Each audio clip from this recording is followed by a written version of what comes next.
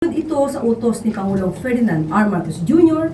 na siguruhin na ligtas ang mga residente sa gitna ng walang tigil na pag-ulan.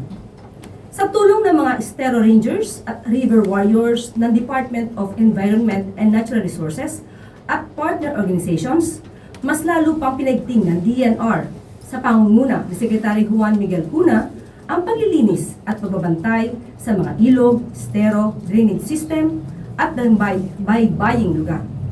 Ang DPWH naman, sa pangunguna ni Secretary Vince Dizon, ay patuloy ang pag-iikot sa mga lugar na binaha upang agad na alamin ang kondisyon ng mga apektadong lugar at malapatan ng solusyon. Ipinag-utos din ng Pangulo sa DPWH na makipag-ugnayan sa lokal na pamahalaan ng Quezon City upang maiayon ang Flood Control Master Plan ng lungsod upang lalo pang bumilis ang paghupa ng baha sa lugar.